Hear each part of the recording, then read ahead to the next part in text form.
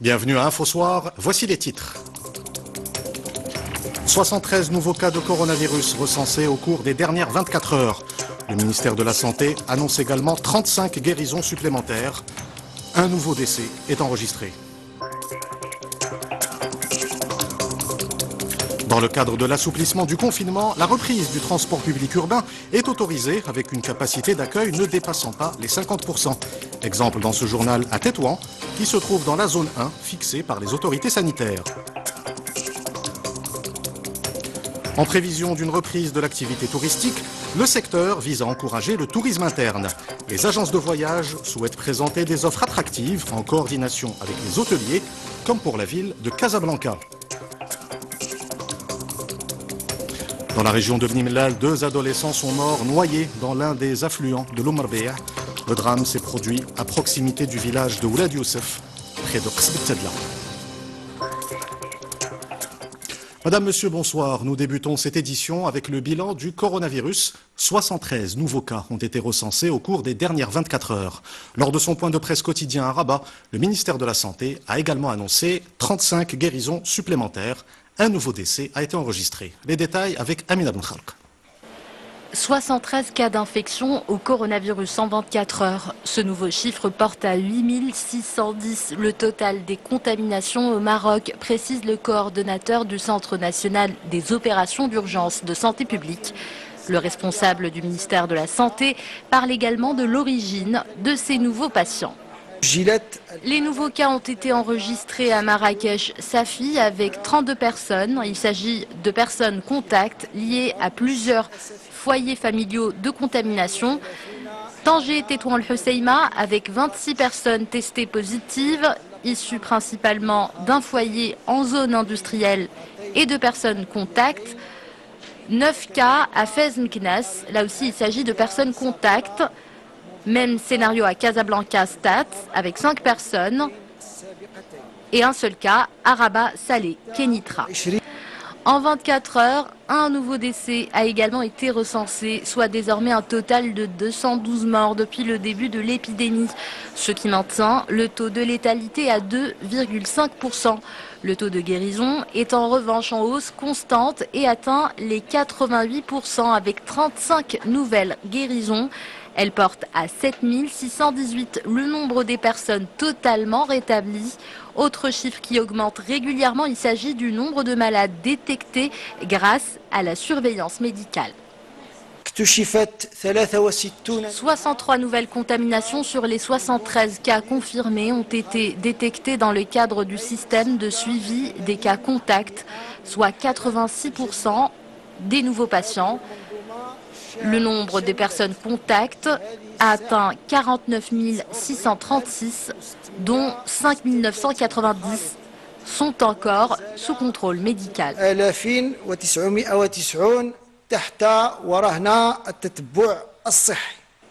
Et sur l'ensemble des cas actifs, seuls 10 sont placés en réanimation ou en soins intensifs, dont 7 à Casablanca et 3 à Tanger. Et dans le cadre de l'assouplissement du confinement, la reprise du transport public urbain a été autorisée. Néanmoins, l'exploitation ne doit pas dépasser 50% de la capacité d'accueil. Exemple à Tétouan, qui se trouve dans la zone 1, fixée par les autorités sanitaires. Reportage Sder Benzina et Farid Reitou, le récit de Rizlan Taibi. La circulation dans le centre de la ville de Tétouan est redevenue presque normale. Les bus de transport public, qui sont restés immobiles durant plus de 3 mois, sillonnent de nouveau les principaux artères de la cité et accueillent les passagers qui étaient également cloîtrés chez eux depuis mars dernier. La période de confinement a été très dure durant 3 mois. Je ne suis pas rentrée chez moi. Faute de transport public, les bus sont indispensables pour les personnes qui n'ont pas beaucoup de moyens. Je pense qu'il ne faut pas baisser la garde. La vigilance doit toujours primer. La distanciation physique doit être impérativement respectée. Les mesures de précaution sont de rigueur à l'intérieur des bus qui n'ont pas le droit d'embarquer plus que la moitié de leur capacité d'accueil et qui mettent à la disposition des passagers des gels hydroalcooliques. En coordination avec toutes les autorités compétentes, nous avons autorisé la circulation des bus dans plusieurs zones. Nous préconisons les passagers d'utiliser les gels antiseptiques quand ils embarquent et de porter des masques. La majorité des lignes a repris du service et pour utiliser les bus, les habitants de Tétouan, qui fait partie de la zone numéro 1, sont exemptés d'attestation de déplacement dérogatoire. Et à Casablanca, qui se trouve en zone 2, la reprise du transport urbain se fait également en respectant le seuil maximal de 50% de la capacité d'accueil. Le tramway adapte ainsi les conditions de transport des passagers, le port du masque est obligatoire et les contrôleurs veillent au respect des mesures barrières. Reportage Saïd Benzizou, le récit est de Marwan Zghari. La reprise progressive de la circulation des tramways dans la capitale économique s'accompagne d'un protocole qui doit être respecté par les clients. Les utilisateurs du tram doivent être munis de l'attestation de déplacement dérogatoire, porter un masque de protection et enfin respecter la distanciation sociale. Tous les voyageurs respectent les gestes barrières pour limiter la propagation du coronavirus. J'espère que ces mesures seront suffisantes pour surmonter cette crise sanitaire. Parmi les mesures sanitaires prises dans les tramways, une réduction de 50% de la capacité de transport des voyageurs. À présent, on voyage plus confortablement. La seule remarque est qu'il existe encore des personnes toujours inconscientes de l'importance du masque. Conformément aux instructions des autorités locales, la société gestionnaire du tramway de Casablanca a baissé sa capacité de transport de 600 à 300 personnes. Des contrôleurs de la société et des équipes d'intervention sont déjà à pied d'œuvre pour faire respecter les mesures barrières. Les clients doivent obligatoirement mettre un masque de protection pour accéder aux rames. Les contrôleurs et agents de sécurité présents dans les stations doivent aussi vérifier la validité de l'attestation de déplacement de chaque usager. Nous avons augmenté le nombre des tramways pour réduire leur intervalle de passage, qui est de 5 minutes en T1 et 8 minutes en T2. Cette mesure est très efficiente puisqu'elle permet d'éviter les encombrements dans les rames. Dans le contexte épidémiologique actuel et après prolongation de l'état d'urgence sanitaire, les citoyens sont priés de respecter les consignes sanitaires et gestes barrières pour donner l'exemple dans la lutte contre le coronavirus. De son côté, l'Office national des aéroports se prépare déjà à la prochaine reprise du transport aérien. Gel hydroalcoolique, panneaux de signalisation et une série de mesures sont prévues pour protéger le personnel et les voyageurs. Exemple à l'aéroport Oujda Enged, dans ce reportage de Oussama Oufkir et Younes Nasseri, le récit est de Amina Ben Khalq. Des chariots et des remorques à bagages quotidiennement désinfectés. Des distributeurs de gel hydroalcoolique installés. Tout le nécessaire pour une reprise de l'activité aérienne est déjà disponible à l'aéroport Oujda Enged. Nous avons renforcé les mesures d'hygiène et de précaution en mettant en place des distributeurs automatiques, le port de masques obligatoire et la distanciation physique pour l'ensemble de nos collaborateurs et en réduisant nos effectifs pour ne prendre aucun risque. Et pour éviter tout risque, seuls les escaliers roulants seront autorisés. La majorité des bus qui transportent les passagers sur le tarmac seront eux interdits. Nous avons mis en place des panneaux et des stickers de signalisation sur toute la superficie de l'aéroport pour inciter les gens à respecter les mesures de prévention. Pour l'étape de l'enregistrement, nous avons installé une barrière entre les fonctionnaires et les voyageurs. C'est donc toute une stratégie de reprise qui est prévue par l'Office national des aéroports. Objectif, un retour à la normale dans les meilleures conditions possibles, tout en garantissant la sécurité des voyageurs et du personnel.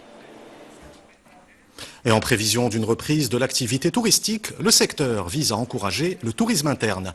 Les agences de voyage souhaitent présenter des offres attractives en coordination avec les hôteliers. Reportage à Casablanca de Abdrahim Bouhaddioui, le récit est de Oussama Al-Bqali.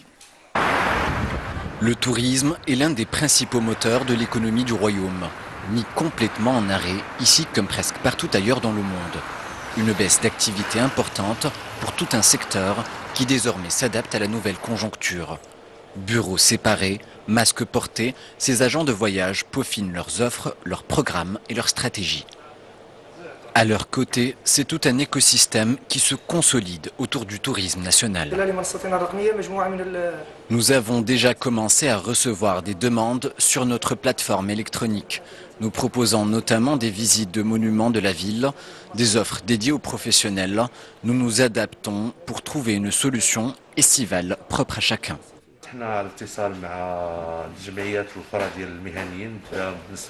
Nous collaborons étroitement avec les associations professionnelles d'hôteliers, de transporteurs touristiques, de loueurs automobiles ainsi que des guides pour mettre au point des programmes intéressants pour faire visiter notre ville.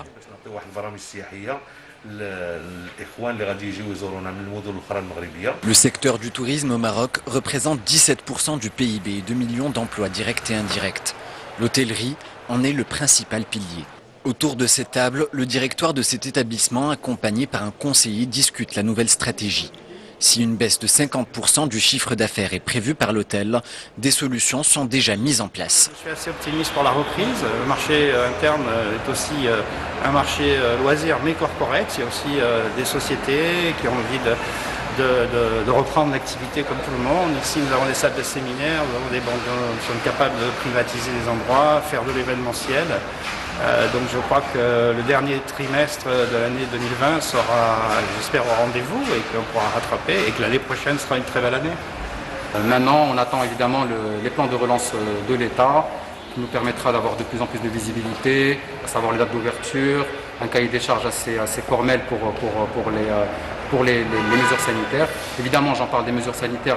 On a mis en place un certain nombre de mesures sanitaires. On est aujourd'hui, on s'est engagé sur le label Covid-Free. Le label Covid-Free est un label reconnu sur le marché européen. Promotion facilitée, activités diversifiées, destinées aux professionnels comme aux particuliers. À l'image du pays, ce sont tous les acteurs du secteur touristique casablancais qui joignent leurs efforts pour faire face à l'impact de la pandémie. Direction l'Amérique du Sud, où la situation épidémiologique reste critique. Cette partie du monde est aujourd'hui l'épicentre de la pandémie de coronavirus. Le Pérou est l'un des pays les plus touchés, avec plus de 200 000 contaminations. Le Covid-19 y a fait plus de 5 700 morts.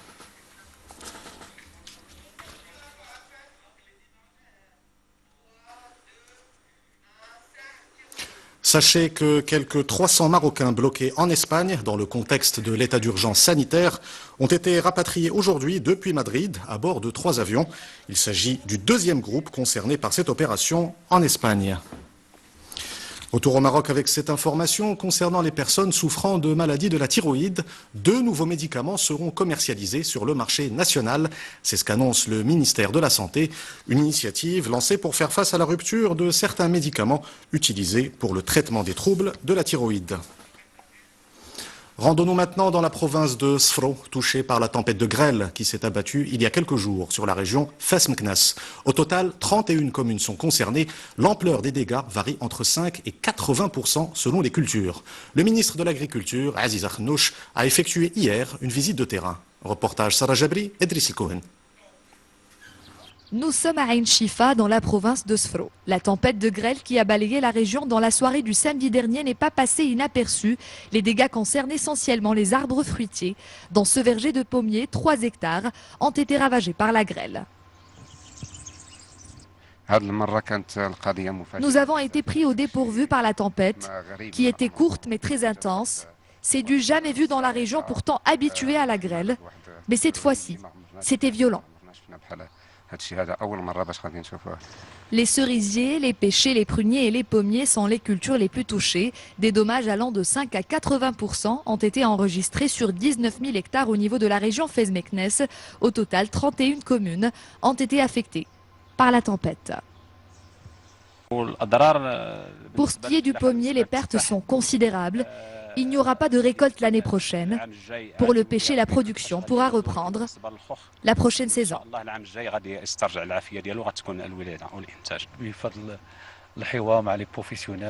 Nous sommes ici pour rencontrer les agriculteurs, évaluer l'ampleur des dégâts, pour pouvoir mettre en place un plan d'action et les mesures d'accompagnement adéquates, en concertation avec les acteurs du secteur agricole. يعني les interprofessions مع الفيدراليات المهنية وكذلك مع الغرف. Les dégâts sont moindres dans les communes où le générateur anti-grêle a été déclenché à temps et dans les exploitations équipées en filets et voiles de protection, des équipements subventionnés par le Fonds de développement agricole dans le cadre du plan Maroc Vert. Ce drame dans la région de Bni Mellal, 2 adolescents sont morts noyés dans l'un des affluents de l'Omarbea. Cela s'est produit à proximité du village de Ouled Youssef, près de Qasb Tadla. C'est un reportage de Mohamed Jahima, le récit est de Rizlan Taibi. Les victimes étaient âgées de 14 et 16 ans. Tous les deux ont perdu la vie dans cet affluent de la rivière Omarbea qui traverse la prairie où il avait l'habitude de garder le petit cheptel de la famille. Le père est toujours sous le choc. Je les attendais ce jour-là, en fin d'après-midi, mais ils ne sont jamais rentrés. J'ai reçu les autorités qui m'ont annoncé cette effroyable nouvelle. Je ne savais pas quoi faire et comment j'allais l'annoncer moi-même à leur mère. Personne ne connaît exactement les circonstances de la noyade. Les corps ont été découverts par hasard par un passant. Ils ont été renfloués, c'est là où les 2 jeunes garçons ont été identifiés.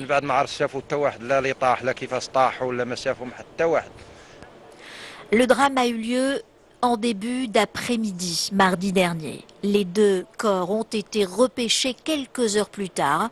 Ils ont été transférés à l'hôpital régional de Beni Mellal pour l'expertise du médecin légiste. Le parquet général a ordonné de faire cette expertise qui a prouvé que les adolescents, qui sont 2 frères, se sont effectivement noyés dans l'affluent de Omarbea au niveau de Ouled Youssef. Une fois l'hypothèse de la noyade confirmée, les corps des 2 adolescents ont été remis à leur père pour les inhumer dans le petit cimetière du village Ouled Youssef, sans obsèques, comme l'exige l'état d'urgence sanitaire. Tout autre chose à présent avec cette annonce concernant le Festival national des arts populaires. L'événement aura lieu du 27 au 31 octobre prochain. Le festival était prévu du 1er au 5 juillet, mais a été reporté en raison du Covid-19.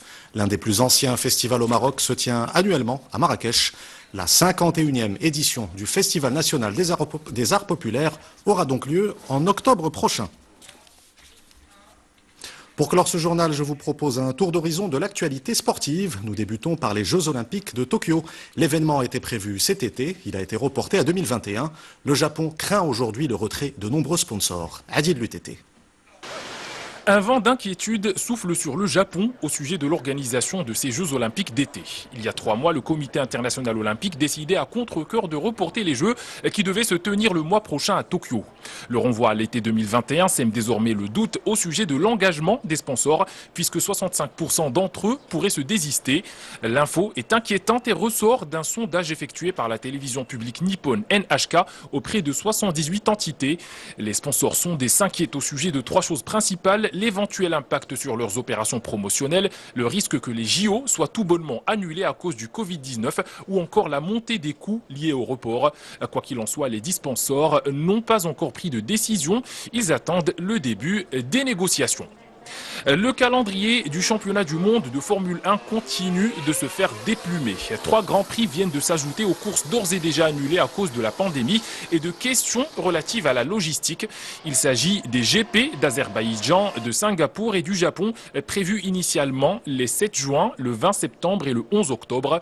Cela porte à 7 le nombre des courses annulées pour cette saison 2020 qui n'a pas pu démarrer à temps en Australie. Enfin, le football a repris ce soir en Italie. La Juve et le Milan AC s'affrontent depuis 20h pour le compte des demi-finales retour de la Coupe. Demain, place à l'autre demi-finale entre Naples et l'Inter. Les Partenopei s'étaient imposés 1-0 à l'aller sur la pelouse des Nerazzurri. La Coupe d'Italie marque le retour à la compétition au pays de la botte avant la reprise du championnat le 20 juin.